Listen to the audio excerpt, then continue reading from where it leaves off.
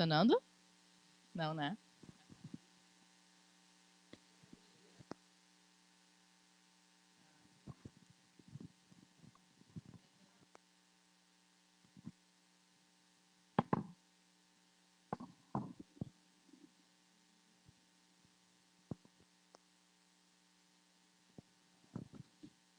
Não, não tá.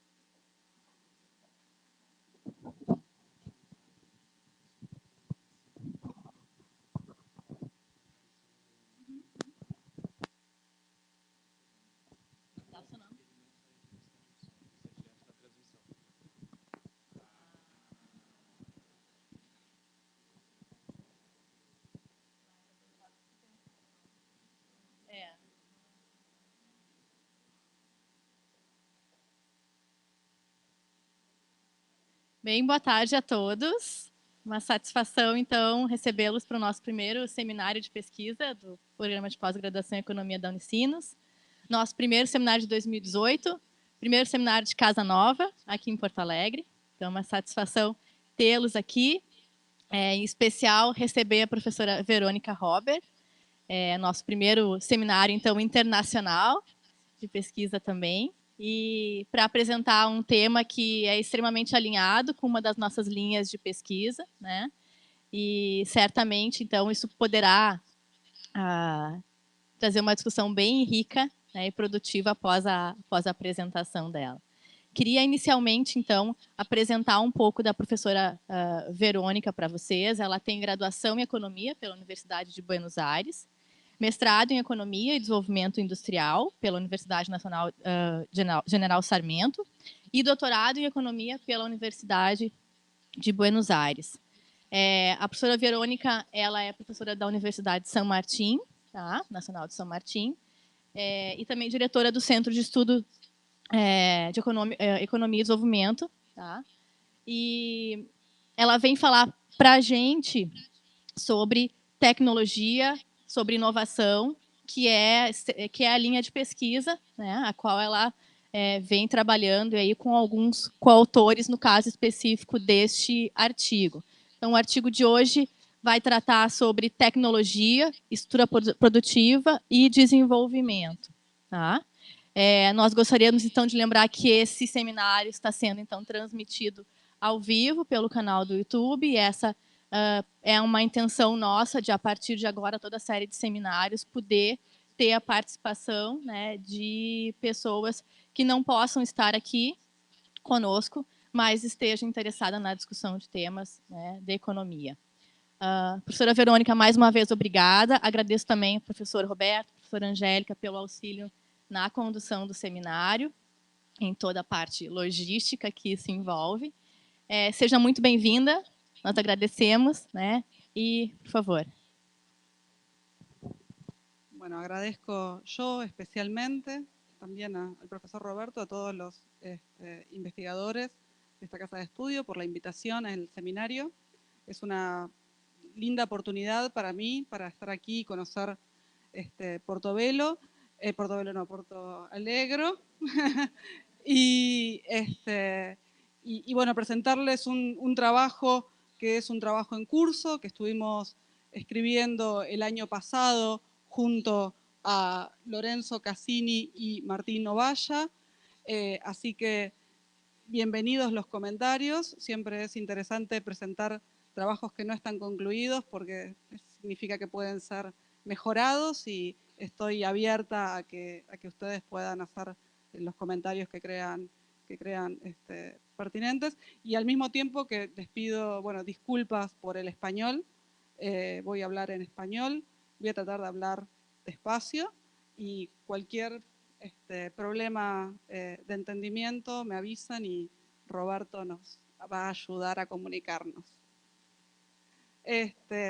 Bueno, este trabajo surge de una motivación que es una motivación que en general la gente que se dedica a cambio tecnológico, innovación y su impacto sobre el crecimiento económico la encuentra relevante, que es qué es lo que está pasando con la manufactura en el mundo, ¿sí? O sea, básicamente el problema clave aquí es que a lo largo de todo el siglo XX estábamos convencidos que mayor industrialización significaba mayores oportunidades de crecimiento, mayores oportunidades de desarrollo económico. Eso lo tenemos muy claro con muchos autores fundamentalmente de raíz keynesiana, pero también autores de raíz evolucionista y neoschumpeteriana, mostraron que la industrialización tiene un impacto sobre la balanza de pagos de los países y, por lo tanto, si uno puede aminorar los efectos de la restricción en la balanza de pagos a través de la industrialización, tiene mayores oportunidades de crecimiento y desarrollo económico. También estuvo muy demostrado los encadenamientos asociados a la industria manufacturera, y eso nuevamente está asociado al crecimiento y desarrollo económico. Incluso desde una perspectiva evolucionista también se estudió y se documentó los derrames tecnológicos y de conocimiento entre las diferentes ramas productivas, ramas industriales fundamentalmente. Luego, parecería obvio, parecería evidente que el camino hacia el desarrollo económico implica un mayor y un creciente peso de la industria dentro de la estructura productiva de los países. Hasta el siglo XX nadie ponía en duda esto. Todo el mundo coincidía en que desarrollo implicaba industrialización. Sin embargo, hoy nos enfrentamos frente a un conjunto de críticas, un conjunto de miradas, digámosle, que ponen en jaque esta presunción, que nos obliga a volver sobre el tema del efecto de la manufactura sobre la industria. ¿A qué nos referimos? Nos referimos a que vemos que muchos países desarrollados se están yendo de las actividades industriales. Vemos que el efecto de las cadenas globales de valor llevan a que muchas actividades industriales sean deslocalizadas en países de menores ingresos relativos. Al mismo tiempo, también vemos que aparecen oportunidades tecnológicas en sectores que tradicionalmente se los hubiera considerado sectores de bajo dinamismo tecnológico, como el sector agropecuario, como los sectores primarios en general, e incluso los servicios. Durante gran parte del siglo XX se supuso que los servicios tenían sistemáticamente menores niveles de productividad y que no podían ser un canal importante para el crecimiento de la productividad. Hoy vemos que los sectores de servicios tienen niveles de productividad crecientes. Es decir, tenemos una realidad, tenemos un conjunto de evidencia empírica que, digámosle, nos llama a analizar qué es lo que está pasando en torno a la industria y en torno a su rol dentro del desarrollo económico.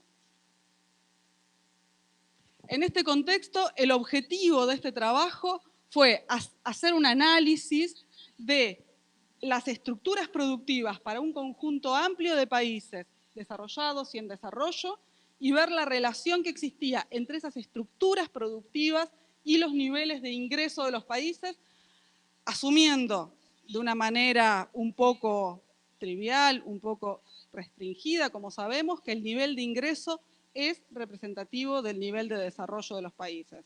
Sabemos que eso no es cierto, pero bueno, lo tomamos como una aproximación sobre el desarrollo económico y vemos la relación entre nivel de ingreso y estructura productiva. Lo que hacemos en este artículo en particular es una mirada estática. En realidad vemos nada más que una foto. Vemos cómo es la estructura productiva de los países y cómo son sus niveles de ingresos relativos. Sin embargo, reconocemos que detrás de esa foto hay una película, ¿no? Hay una trayectoria y hay un montón de literatura sobre la que nos apoyamos para entender cómo son estas trayectorias y cómo esta foto es resultado de esa película que está por detrás. Entonces, con esto en mente, lo que hicimos, nuestros objetivos fueron identificar países con estructuras productivas similares, ver si existían comunidades entre los países que compartieran estructuras productivas similares, y luego, una vez identificados estos, digámosle, tipos o tipologías de estructuras productivas y de verificar la relación entre estas y el nivel de desarrollo a través del nivel de ingreso, lo que tratamos de hacer es tratar de cualificar esas estructuras productivas. ¿Cuáles son sus características centrales?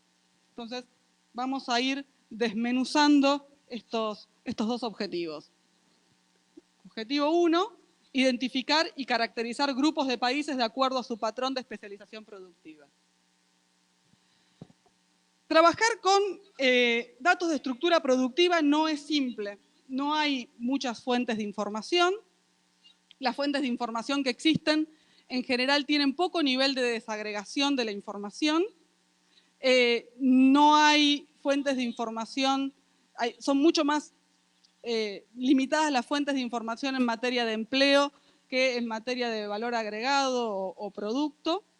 Nosotros, en este caso, trabajamos con una base que es reciente, que es la base PIVA, ¿sí? Que la desarrolla la OECD, con información para 57 países que representan el 90% del PBI mundial, y trabajamos con el valor agregado, ¿sí? Trabajar con valor agregado para ver estructura productiva, entendiendo por estructura productiva el peso relativo de los diferentes sectores dentro de la economía, ¿no?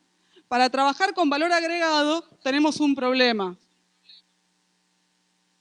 que es que en los países más pobres se evalúa de una forma diferente a los servicios en relación a la manufactura. Es decir, en los países más pobres los servicios son mucho más baratos que en los países centrales. Luego hay un problema de precios relativos, conocido en la literatura como el efecto Balassa-Samuelson, que está mal escrito Samuelson. Ese efecto lo corregimos a partir de usar precios relativos para todos los países, que nos permitió tener el valor agregado en paridad de poder adquisitivo para los diferentes sectores, para las 37 ramas de actividad, para las 35 ramas de actividad que juntamos. Resuelto ese problema, teníamos una matriz con 57 países, 35 ramas de actividad y el valor agregado de cada rama de actividad comparable. Con todos los problemas de comparabilidad que tienen, comparables. O sea, lo mejor que se pudo comparar, digamos. En realidad hubiera sido mucho mejor trabajar con empleo, pero las bases de empleo no tienen desagregación dentro de la manufactura. Únicamente trabajan con 10 sectores. Nosotros aquí estamos incluyendo 35 sectores o ramas de actividad. En este contexto, con esta matriz lo que hicimos fue construir un índice que se conoce como índice de Krugman, que lo que hace es comparar para cada par de países, sector a sector, la participación de cada uno de los sectores, sector a sector. Es decir, es la suma de la participación del sector I en el país J contra la participación del sector I en el país K. ¿Sí? Todo esto sumado nos da una idea de proximidad o distancia entre las estructuras productivas de dos países cualesquiera. A partir de eso, lo que construimos, o sea, esto tuvo un objetivo. El objetivo era no suponer que existía una estructura productiva óptima a la que todos nos teníamos que parecer, sino comparar todos contra todos, ¿sí? Comparar todos contra todos y ver si desde los datos mismos emergían estructuras productivas similares. A partir de esto, lo que hicimos fue construir una matriz y una red de proximidad entre los diferentes países. Es decir, cada nodo de esta red es un país y la proximidad entre dos países cualesquiera era, digámosle, la inversa del índice de Krugman, porque el índice de Krugman, cuanto más grande, más lejos estaban los países. Y nosotros queríamos un indicador de proximidad, no de distancia. ¿Sí? Esto nos dio una matriz cuadrada, ¿no?, de 57 por 57, con todas las proximidades de todos los países en el medio. Descartamos las proximidades muy bajas, ¿sí?, y dejamos una matriz pesada, pero con las proximidades más significativas.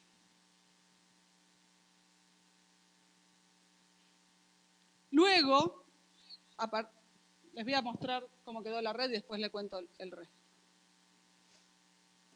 Esa es la matriz que construimos. Lo que está aquí son todos los países, los 57 países, y las líneas que ven son las vinculaciones que existen entre ellos en función de la semejanza de las estructuras productivas.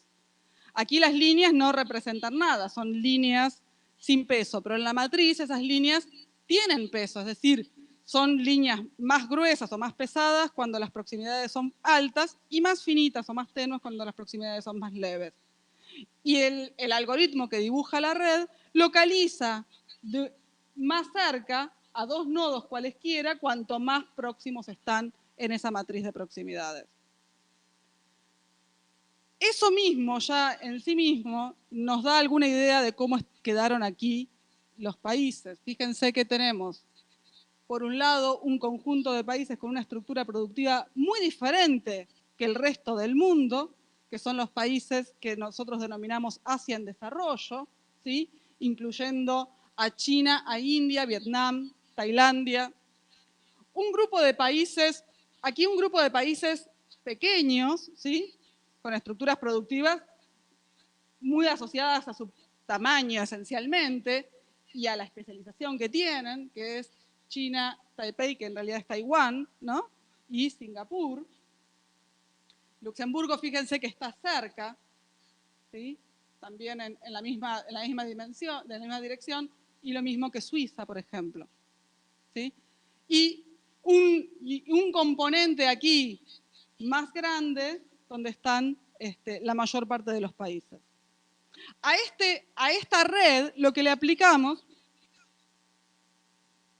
fue un algoritmo que identifica comunidades en la red. Ese algoritmo es el que se conoce como calculamos el índice de modularidad, que lo que hace básicamente es comparar esta red que nosotros observamos calculando el índice de Krugman con una red aleatoria, posible, cualquiera.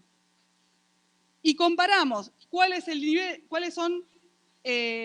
indicador de modularidad de esa red aleatoria contra el indicador de modularidad de esta red que observamos. Y lo que vimos es que el indicador de modularidad es más alto en esta red, lo que significa que existen comunidades, es decir, que hay conjuntos de países que comparten rasgos similares en sus estructuras productivas o que tienen estructuras productivas más próximas entre sí. ¿Sí? Eso, esas comunidades que detectamos son las que ustedes ven aquí en colores distintos, ¿no? En rojo, Asia en desarrollo, en azul, Taiwán y Singapur. Y si bien aquí están bastante mezclados estos conjuntos de países, el indicador de modularidad identifica que las vinculaciones entre los puntos rosas son más fuertes que las vinculaciones entre los puntos rosas y los puntos verdes. ¿Sí? Esto evidentemente muestra que hay una estructura productiva para Asia en desarrollo, una estructura productiva para países pequeños, asiáticos, una estructura productiva para países de altos ingresos y una estructura productiva para países de ingresos medios. Ingresos medios, algunos países de ingresos altos están colados aquí, pero son fundamentalmente países de ingresos medios. Sí, como digo, hay algunas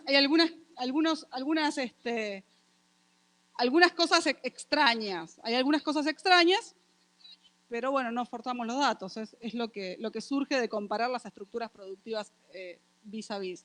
Incluso una de las cosas más extrañas que encontramos y que no queríamos que así fuera, y hicimos varios intentos, probamos de todas formas, pero Costa Rica quedó aquí adentro. ¿Mm? Y dentro de este grupo nos quedó Brasil, estaban marcados con quedó Brasil, quedó Argentina, República Checa. Yo entiendo la similitud entre la estructura productiva de Argentina y República Checa. La entiendo perfectamente. También quedaron aquí adentro ciertos países europeos, ¿sí? Como España, Grecia, Hungría, países, digamos, que los podemos denominar países de la transición, ¿sí? Países sobre los cuales se hicieron políticas de reestructuración productiva en los 90, son países que tienen esas características. Vamos a avanzar un poquito más. Bueno, aquí hay una caracterización muy general de los países, pero la voy a pasar rápido porque me interesa ir hacia las otras cuestiones. Solo algunos números muy obvios. PBI per cápita, de los de altos ingresos, $40.000 anuales. De Asia en desarrollo, $10.000 anuales. De ingresos medios o transición, $20.000 anuales. 75.000 para Taiwán y Singapur. ¿Sí? Dólares per cápita, ¿no? Serían. Y bueno, y aquí están más o menos los países que están. Fíjense que en materia de estructura productiva, en este caso, sobresalta muy claramente la diferencia cuando uno separa sector primario, industrial, servicios transables, servicios no transables, este grupo de países y este grupo de países de estos. Pero la diferencia entre los países de altos ingresos y los países de ingresos medios, la verdad es que no es muy significativa. Es una estructura productiva similar. Ahora vamos a ver un poco más, cuando uno desagrega eso, qué es lo que pasa, ¿no? Es decir, no veríamos diferencias en la estructura productiva si nos quedamos con una taxonomía sectorial de 4 sectores, pero cuando abrimos a más cantidad de sectores, las diferencias emergen. Cuando los correlacionamos con el nivel de ingreso, ahí están ordenados los países por el nivel de ingreso, nuevamente se vuelve evidente que los países de altos ingresos pertenecen a una comunidad y los países de bajos ingresos pertenecen a otra. Fíjense que lo que usé aquí para hacer esto es la estructura productiva medida en porcentajes, es decir, en ningún momento tuvimos en cuenta el ingreso total de los países al calcular el índice de Krugman. Estábamos midiendo porcentajes de todos los sectores comparados unos con otros. O sea, realmente podría no haber quedado así. O sea, no es trivial este resultado en sí mismo. Luego hicimos, pero con esto no podíamos saber mucho qué es lo que diferencia. O sea, sabíamos que estos sectores tenían una estructura productiva diferente a estas, pero no podíamos saber bien por qué, en qué se basaba esa diferencia. Para eso lo que tratamos de hacer fue analizar cuáles eran las diferencias, viendo la participación de cada sector respecto al promedio de los 57 países. Bueno, y la variabilidad y un Tesanova.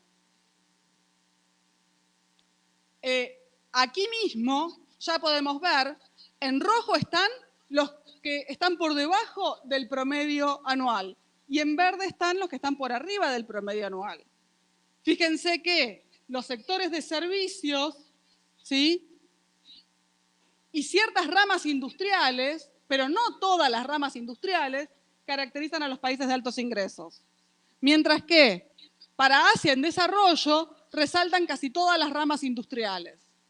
Y para los países de transición resaltan algunos sectores industriales, por arriba del promedio, ¿no?, en verde.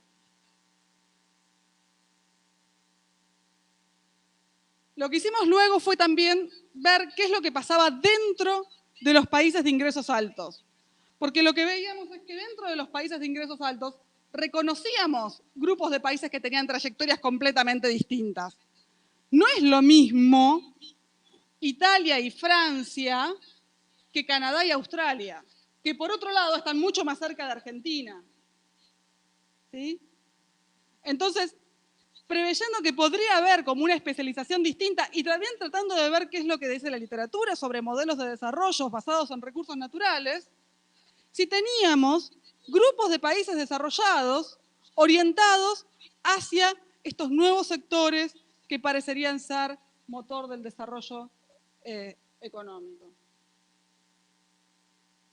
Entonces calculamos el mismo algoritmo de comunidades, pero ahora solamente a la subred de los países desarrollados o de altos ingresos. Está ahí Argentina, pero solamente por curiosidad, ¿no? Pertenece a esta red Argentina. ¿Qué es lo que encontramos aquí? Encontramos también 3 comunidades de países. Una comunidad de países que, fíjense, está compuesta por Dinamarca, Finlandia, Noruega y Suecia. Los países nórdicos tienen una estructura productiva particular dentro de todos los países desarrollados. Es distinta. Después tenemos un conjunto de países, que son los violetas, que los denominamos servicios y recursos naturales, porque incluyen a países como Suiza, Holanda, Reino Unido, Irlanda, típicamente países ejemplos de lo que sería una especialización basada en servicios, y también incluyen Estados Unidos, Canadá y Australia, que sería la experiencia de países desarrollados en base a recursos naturales. Pero de alguna manera el algoritmo no logró capturar la diferencia entre ellos y los agrupó. Dijo, estos se parecen entre sí y son distintos de todos estos que responden más a un modelo de industrialización, de industria. Aquí tenemos a Corea, Japón, Francia, Italia, Alemania. Países típicos donde el sector industrial sigue siendo muy importante. Entonces, bueno, ahí están un poco las taxonomías de estos países. Y déjenme notarles aquí, por ejemplo, cómo los industriales tienen un peso importante en la industria, cómo los países basados en recursos naturales y servicios tienen un peso importante en recursos naturales, sobre todo en minería y servicios, y los países nórdicos fundamentalmente en recursos naturales. Ah, bueno, sí, y en servicios no transables, en salud y seguridad social, característico también de los países nórdicos. Ahora vamos a analizar los rasgos cualitativos de cada una de estas estructuras. Para analizar los rasgos cualitativos de cada una de estas estructuras, nosotros partimos de un marco conceptual en el cual consideramos que los sectores se diferencian entre sí por su capacidad de generar innovaciones y de difundir el progreso tecnológico. Es decir, creemos que lo que se veía en la manufactura en el siglo XX era básicamente eso. Era básicamente que la manufactura era el sector innovador por excelencia.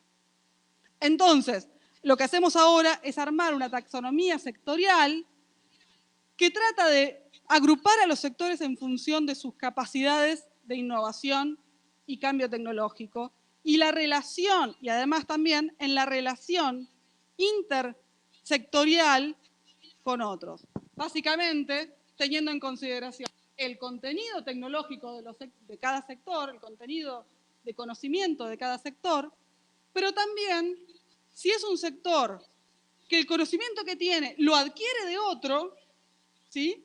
O si el conocimiento que tiene lo genera internamente y es capaz incluso de generar conocimiento para otros sectores. Esto tiene un artículo fundacional que discute esto, que es el artículo de Pavitt de 1986, que para mí es uno de los mejores artículos que leí sobre taxonomías sectoriales, que lo que hace Pavitt en ese artículo es justamente eso, ver los vínculos tecnológicos entre sectores productivos. Entonces dice, ok, hay un conjunto de sectores que innova para sí mismo, pero también innova para otros. Por ejemplo, máquinas herramientas. Máquinas herramientas es un sector que desarrolla innovaciones para sí mismo, pero a su vez las innovaciones que hace repercuten sobre la industria textil, sobre la industria metalmecánica, sobre la industria de alimentos. Por lo tanto, este sector es un sector que va a estar alto en este eje, ¿sí? Y a su vez a la derecha, aquí, porque es un sector que tiene, es un sector basado en ciencia. Genera conocimiento y usa conocimiento. Ah, no, perdón, alto no, porque acá esto es cuanto más, acá están los usuarios de la tecnología y aquí abajo están los generadores de la tecnología. Aquí tenemos justamente los sectores proveedores de conocimiento.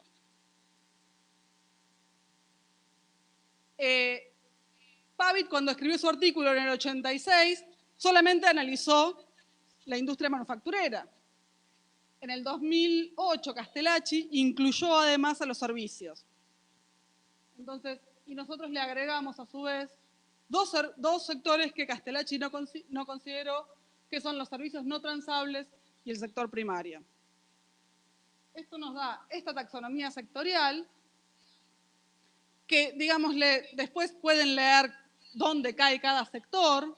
Esto va a quedar para que ustedes lo analicen con cuidado, pero lo que me interesa decirles aquí básicamente es que hay sectores que generan conocimiento y sectores que utilizan conocimiento y sectores que no. Ahora volvemos a nuestros grupos de países. Las 4 primeras columnas corresponden a los sectores de altos ingresos. Después viene Taiwán y Singapur, después vienen los países en transición o de ingresos medios, Asia en desarrollo y el total, ¿sí?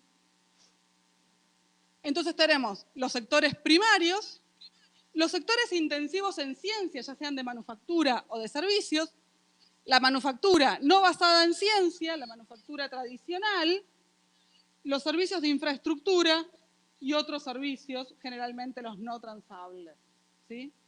¿Cuáles son los resultados aquí? Los resultados, aquí solamente estamos presentando el valor agregado, ¿sí?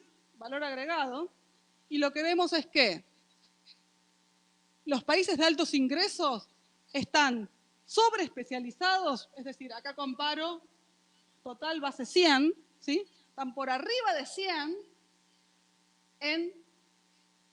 tanto en la manufactura como en los servicios intensivos en ciencia.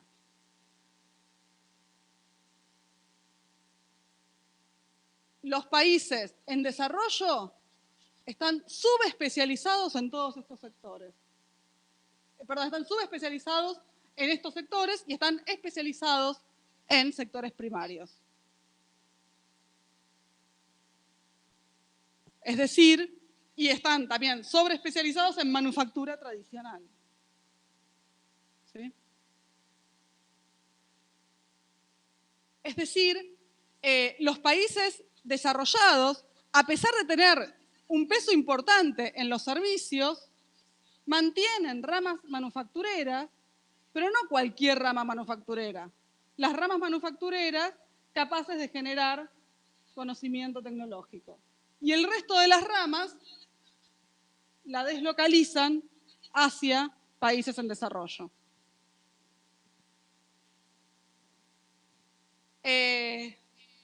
Cuando vemos la estructura de las exportaciones, vemos algo parecido, pero ahora los sectores primarios tienen participación en los países de altos ingresos.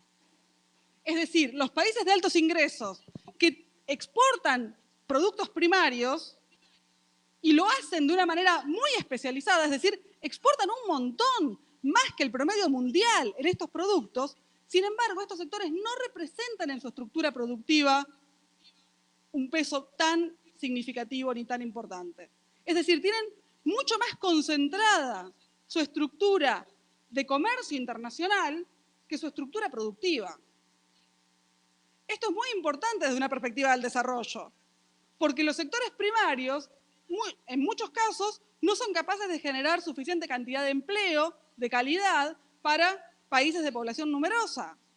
Luego, los países desarrollados, especializados en productos primarios, mantienen una estructura productiva en otras ramas industriales y de servicios que diversifican su estructura productiva, a pesar de la especialización que mantienen en comercio.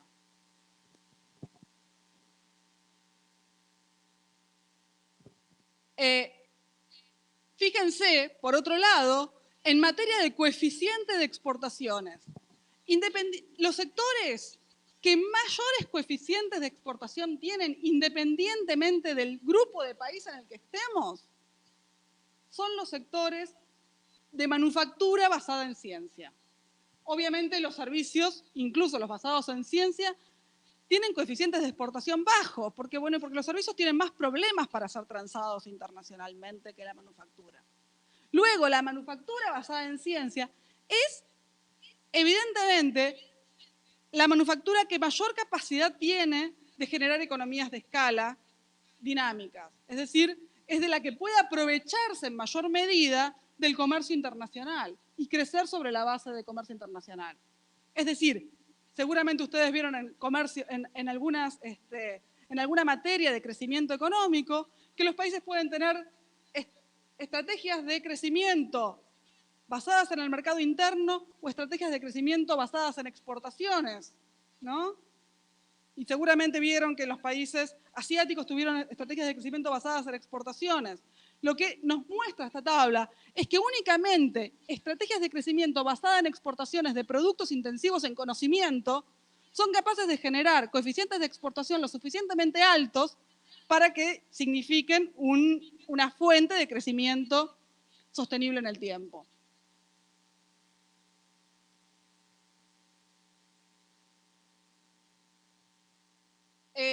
Cadenas globales de valor. ¿Qué es lo que sucede con las cadenas globales de valor? Bueno, lo que vemos en este gráfico es el peso del valor agregado doméstico dentro de las exportaciones. Y también vemos que los sectores basados en ciencia son los sectores donde menor es ese valor. Es decir, estos sectores son sectores que están en cadenas globales de valor fuertemente, porque el valor agregado en las exportaciones de estos bienes es bajo en comparación con otras ramas. Eso significa que estos sectores son sectores que están fuertemente transnacionalizados y que por lo tanto la inserción en estos sectores depende muchas veces de las estrategias de las multinacionales que operan en estos sectores. Ahora igual vamos a mostrar algo más de eso. Sin embargo, creo que es el gráfico primero del que más orgullosa estoy, porque no lo vi en ningún lado. Creo que es la tabla que más contenta me pone de todo el trabajo. Segundo, creo que es muy elocuente. en materia del rol de la manufactura como motor del crecimiento económico. Este gráfico lo que hace es estimar el gasto privado de I+D sobre el valor bruto de producción sectorial para cada grupo de país, grupo de sector, ¿sí? La I+D privada representa, es indicativo de oportunidad de innovación. Es decir, ¿dónde va a gastar el sector privado en investigación y desarrollo? Ahí donde tenga oportunidad de lanzar un nuevo producto, lanzar un nuevo servicio, descubrir un nuevo proceso, ¿sí? ¿Qué es lo que observamos aquí? Aquí observamos claramente que el gasto privado en investigación y desarrollo sigue hoy concentrado en ramas industriales, en las ramas industriales de los sectores intensivos en conocimiento y un poco en las ramas industriales de los sectores intensivos en escala. Es decir, más allá de las oportunidades de innovación que representan los nuevos los servicios o los recursos naturales, vemos que los gastos de innovación se concentran en la manufactura. Esto no significa que el sector primario no sea capaz de innovar o no sea capaz de aprovechar innovaciones, pero probablemente las innovaciones que utiliza el sector primario provenga del sector industrial. Son nuevas maquinarias agrícolas, son nuevas técnicas de explotación de recursos naturales, son nuevas maquinarias para explotar minerales. Es decir, provienen de acá. La manufactura sigue teniendo un rol preponderante en esto y los países centrales, los países de altos ingresos, no abandonaron eso. No lo abandonaron, siguen concentrando su gasto de investigación y desarrollo en esos sectores. Fíjense que en la agricultura y la minería los gastos de investigación y desarrollo son bajísimos. Incluso en los países campeones de la innovación y la incorporación de tecnología en sectores primarios, como los países nórdicos.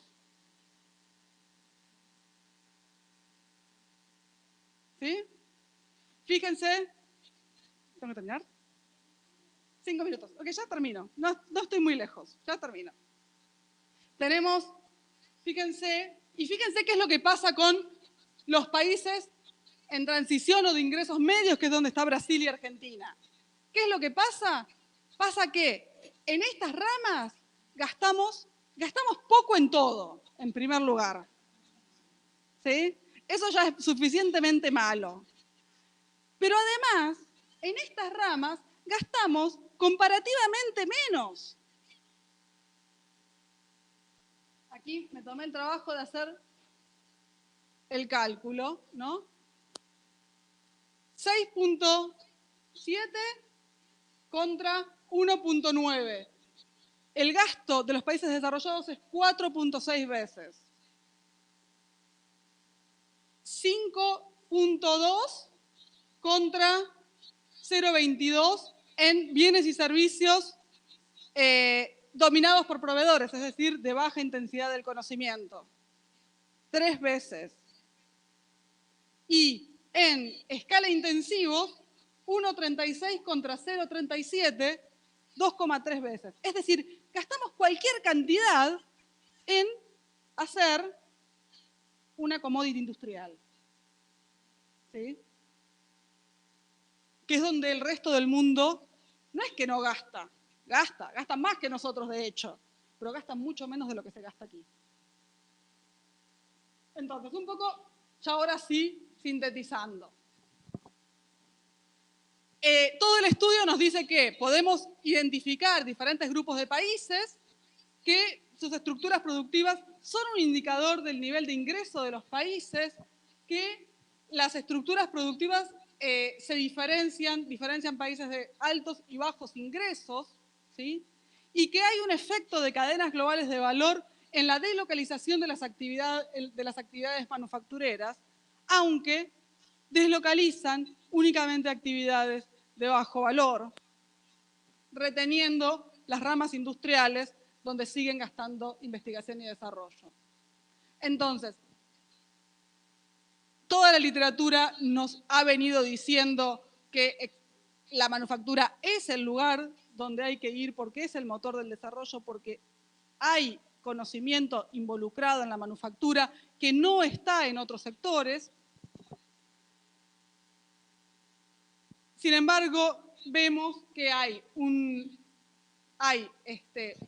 nueva realidad de la manufactura, que es una manufactura comandada desde cadenas globales de valor, ¿sí? Dejando algunas actividades en países centrales y algunas actividades en países en desarrollo. Pensar que solamente la manufactura nos va a sacar de ser un país de ingreso medio a ser un país de ingreso alto es insuficiente. Hoy tenemos que ser conscientes que no es solo industrializarse, sino que es industrializarse en aquellas ramas que son capaces de traccionar conocimiento y cambio tecnológico. Hoy hay mucha literatura, hay muchos autores argumentando que no tenemos que dejar de ver de la manufactura porque la manufactura ya no es relevante. Consideramos que ese discurso es errado, que no es empíricamente sostenible, porque vemos que los países desarrollados siguen estando centrados en algunas ramas manufactureras. Consideramos que además es deficiente, porque si los países centrales hoy se van hacia ramas de servicios y a ramas primarias, o tienen un peso creciente en ramas primarias y de servicios, mantienen actividades manufactureras. Y de hecho, gran parte de los servicios en los que se especializan son servicios postventa y de comando de la cadena global sobre manufactura que ellos mismos delocalizan. Entonces, ir hacia servicios, sí, todo bien, para un país que tiene una trayectoria de industrialización previa. Ir hacia servicios para un país que no tiene industria, no sé qué oportunidades reales nos ofrece. Así que, bueno, eso es lo que estaba un poco en esta última Filomena. ¿Cuál es el camino? Ir hacia servicios, yo creo que es un camino digámosle, que no es tan claro que haya sido exitoso para un país que no haya tenido una estructura industrial fuerte previa. Así que bueno, eso es todo. Muchas gracias. Espero no haberme extendido mucho. ¿No? ¿Estoy bien? Ok.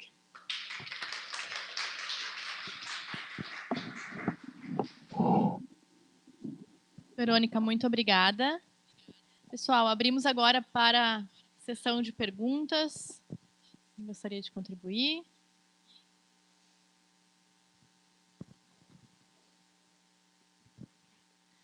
Verônica, obrigada pela palestra. Achei super interessante, né, o estudo que mostra essa... Por mais que a gente saiba as dificuldades do Brasil, Argentina, né, olhar isso por setores e pela taxonomia de intensidade, né, de conhecimento por setor, achei super interessante. Fiquei curiosa para saber onde é que está o Chile, Chile? Onde ele está na rede? Chile. Chile. Chile. Porque... Está...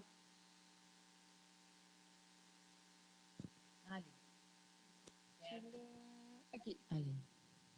Cerca de Canadá. Cerca de Canadá y de Australia. E, bueno, também cerca da Argentina. Sim, porque uma das discussões, às vezes, que aparece é que o Chile é um dos mais um pouco mais desenvolvido na nossa região do que propriamente Brasil, Argentina, né? Enfim, então achei interessante. E a Alemanha, ali, bem no meio dos rosinhas, não? Por aqui Denmark. ¿Lo ven? Germany. Por aquí está, ¿no? Yo me acuerdo que estaba por aquí, pero ahora no la veo. Ah, acá, claro, sí. Alemanha. Porque a Alemanha e longe dos Estados Unidos. O sea, la ubicación de los países en esta red depende de cómo el algoritmo acomoda a los países en función de la distancia. Sí. Las estructuras productivas pueden parecerse por peso, pero no por cantidad. Es decir, a veces la estructura productiva de Chile quizás se parezca en cierta medida a la estructura productiva de Canadá, pero el volumen siempre va a ser mais pequeno. Sim, entendi. Mas é porque a Alemanha é uma referência no que se diria a manufatura mais avançada, né? Então eu fiquei também curiosa para, enfim, observar um pouco isso. Yo creo que eso está claro. Aquí. Los países que identificamos como industriales dentro de los países desarrollados están por arriba del promedio mundial en sectores industriales. Mientras que los países de recursos naturales y servicios, ¿no?, incluyendo Estados Unidos, claramente no tienen casi nada de industrialización. Tienen por debajo del promedio. Tienen algunas ramas industriales. El resto están bastante desespecializados relativamente. Y los nórdicos también, o sea, solamente hay recursos naturales, están desespecializados en industria. Esto es comparados entre sí, ¿no? O sea, estos son estos tres países comparados entre sí. Entonces, evidentemente, Alemania, Italia, Francia, ¿qué otro país más está ahí? Tiene un modelo productivo, una estructura productiva bien distinta de Canadá, ¿sí? Y tiene una estructura productiva bien distinta de Finlândia, Suécia. Sim, então o argumento central de que o desenvolvimento depende da industrialização, talvez o estudo ajude a qualificar de que o desenvolvimento depende de uma industrialização intensiva em conhecimento. E que não é uma substituição de industrialização por serviço, porque o serviço intensivo em conhecimento, na verdade, é junto de uma industrialização intensiva em conhecimento. Exatamente, esse é o ponto a onde queremos chegar. Sí. Perfeito.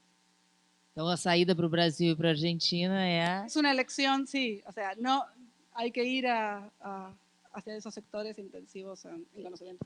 Hay una cosa que puedo mostrarles que está después, que es que...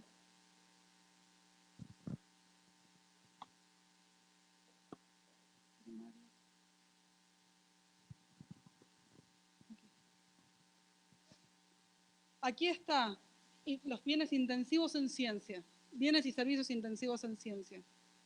Argentina, y esta es la especialización relativa, ¿no?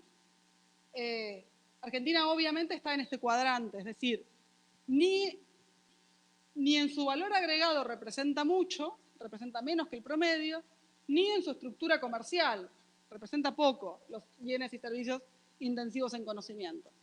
Pero, sin embargo, en su estructura productiva está mucho más cerca de cero que en su estructura comercial.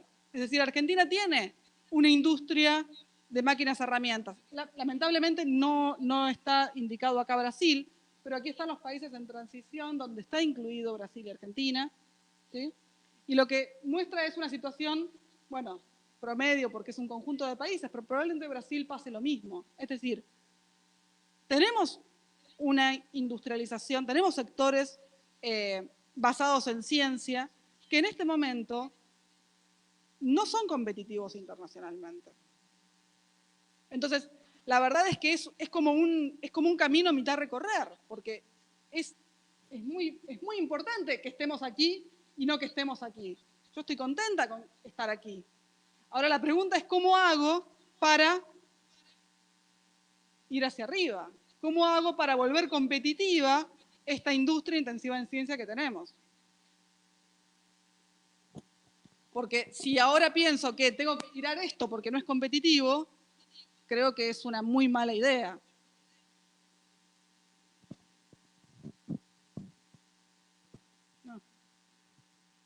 Mais alguma pergunta, pessoal? Uma pergunta técnica bem rápida. Achei o trabalho muito interessante. Quando constrói a rede para determinar o peso dos enlaces, os links entre os nodos da rede, são caracterizados por um único número? Un único número que es exactamente este.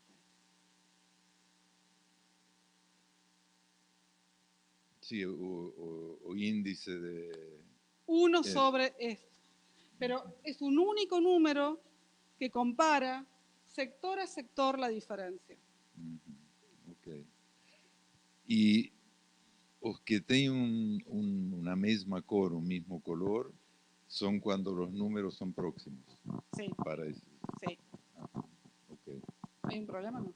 No. No, Ok. que Ok. quería entender bien cómo se construía, porque me pareció un método que se puede aplicar no solamente en este tipo de problemas, Sí, sino se puede un aplicar a método muchos muy, problemas, ¿sí?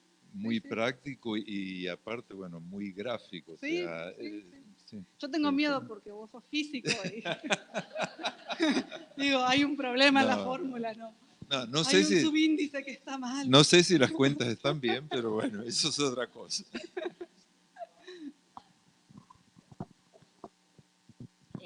A pergunta do Iglesias me levou a outra. A curvatura das linhas, No, es não, estética. é só estética. Hay otro software que las hace líneas rectas. Este es más Bonito. bonito. Ok, obrigada. Só mais alguém? Por favor. Parabéns, Verônica. Muito obrigado pela apresentação, parabéns pelo artigo.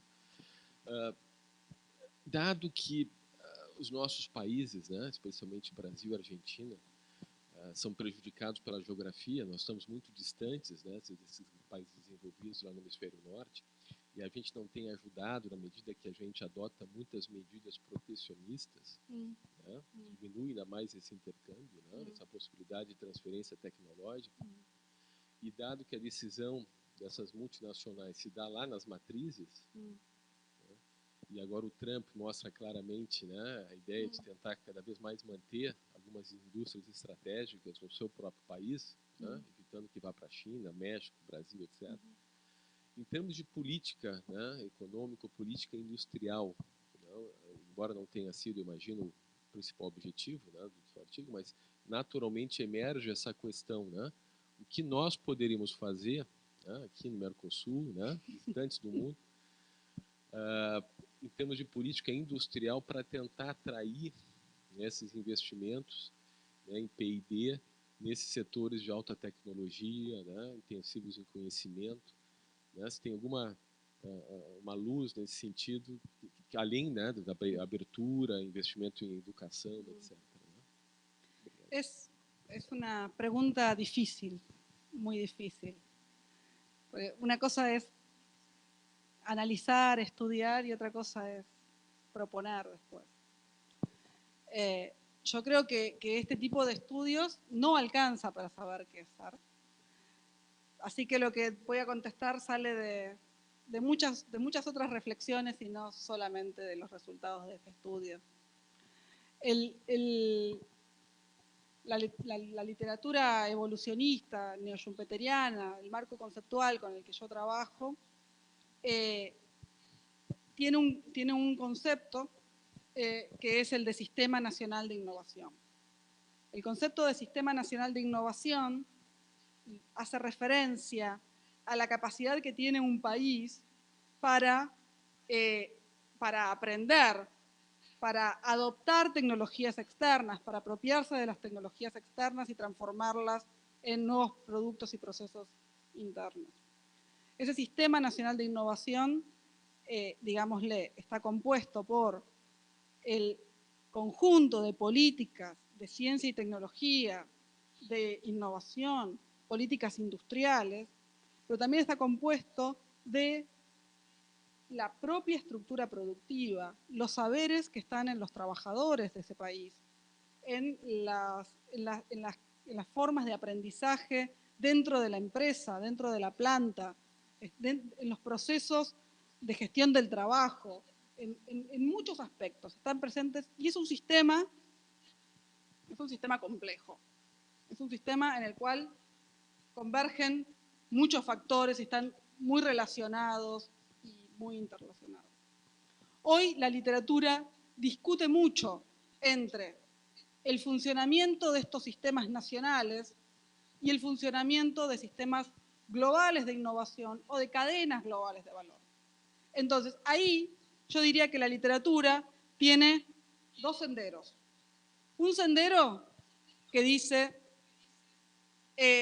los sistemas nacionales de innovación se van a ver beneficiados de abrirse al conocimiento externo, permitir que vengan empresas transnacionales, porque las empresas transnacionales van a difundir nuevas prácticas productivas, difundir nuevos conocimientos, difundir mejores formas de hacer las cosas dentro del espacio nacional.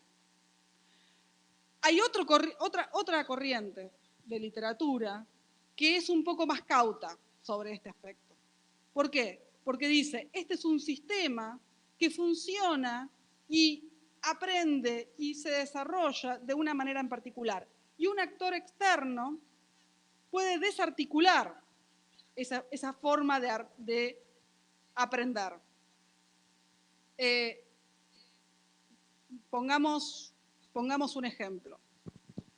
La industria manufacturera en Brasil y en Argentina, a lo largo desde la década del 60 en adelante, ha sido un motor clave en la generación de competencias y competitividad. El hecho de tener un entramado productivo denso, importante, que ocupara una parte importante de la población, esa población adquirió capacidades trabajando en la empresa, ¿sí? Y esas capacidades que adquirió la población trabajando en empresas manufactureras, también después fueron útiles y estuvieron en relación con capacidades en otros sectores productivos y en otros ámbitos de la vida y de la reproducción de los saberes dentro de Brasil y Argentina, ¿sí?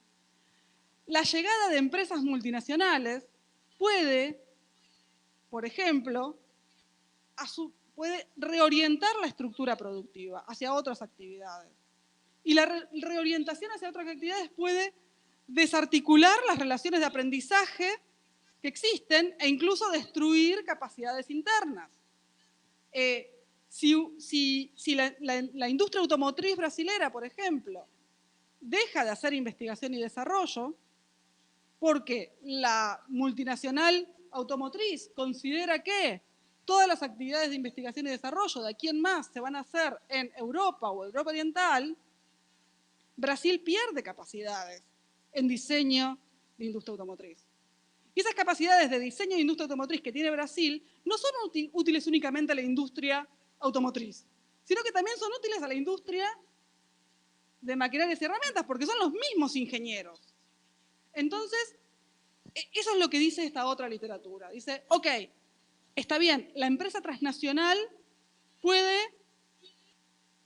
brindar nuevos saberes, pero también puede desarticular procesos de aprendizaje.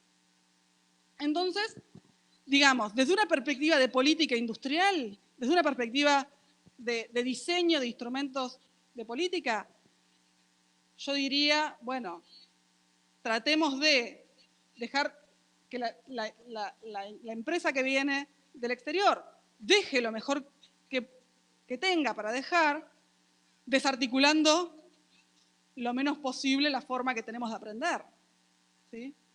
Y en todo caso, minimizando los efectos nocivos que puedan tener sobre la especialización productiva local. Ahora, ¿cómo hacer eso? Agarrar y sentarlo ahí a Volkswagen, a la Fiat y decirle, ustedes señores tienen que hacer esto, es muy distinto, es muy difícil, eso es economía política y es muy difícil. Temos mais alguém?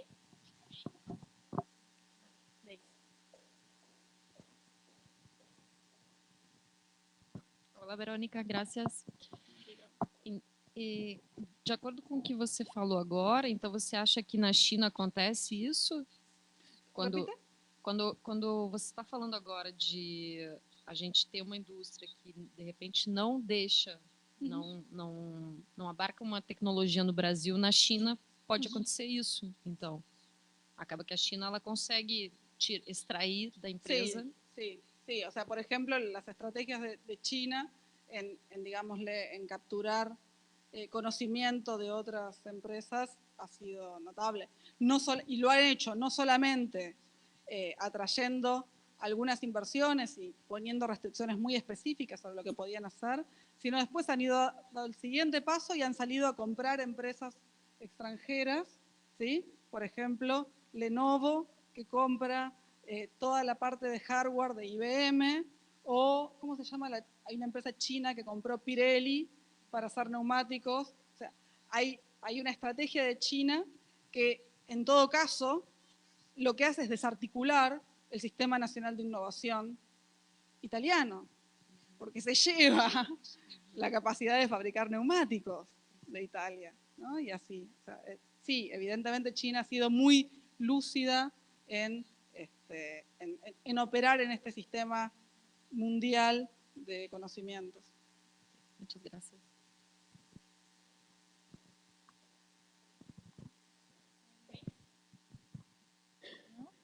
Bom, dado o adiantado da hora, eu guardo minhas perguntas para o jantar. Okay. Mas parabéns, Verônica. Muito, muito interessante, né? O artigo, a metodologia, enfim. Okay. Mais uma vez, muito obrigada. Agradeço a todos pela presença, tantos que estiveram aqui, quanto os que virtualmente nos acompanharam. E aproveito já para convidá-los que no dia 6 de abril, tá, nós teremos mais uma edição do Seminário de Pesquisa, onde receberemos o professor Maurício Bittencourt, da Federal do Paraná. Certo? Então, estamos todos já convidados. E muito obrigada pela presença hoje. Obrigada.